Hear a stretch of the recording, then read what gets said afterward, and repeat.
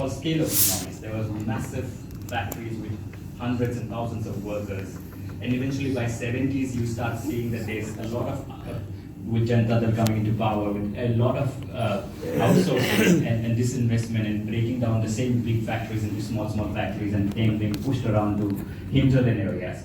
When you break down the big factories into small factories and push them around to hinterland areas, where there is absolutely no culture of trade union organizing, it becomes very, very difficult for trade unions to start going and organizing them. So eventually that outsourcing and that pushing of subcontracting and pushing of breaking down bigger factories into smaller factories, that the unions had to take a back seat, and the numbers of informal workers continued to grow.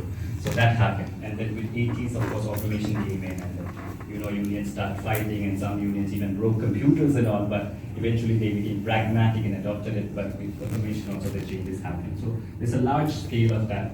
And with globalization, what also happens is that I think the North automatically tends to become like the place where you do the research and where thinking happens, but the production... Started the Ceylon Workers Congress, which is the largest TS state union in the country. And followed by that, it was my late father, Mr. Arumugam, who they worked very closely with, who had unfortunately passed away 3 years ago.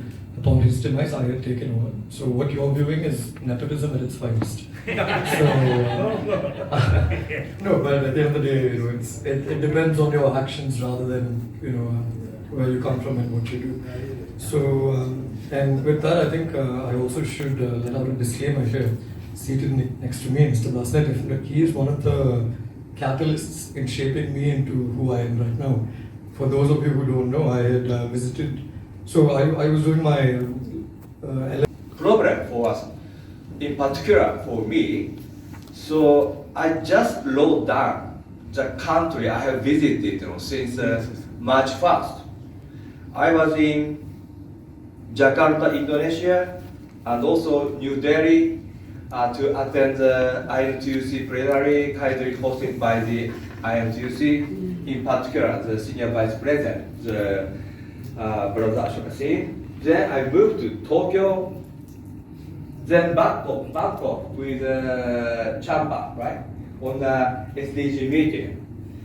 Then I was in Brussels and Italy, then Singapore with senior specialist, ACTRA Delhi office, and other friends from local Sri Lanka and Sri Lankan senior leader, Brother Leslie. He was with us yesterday at Singapore.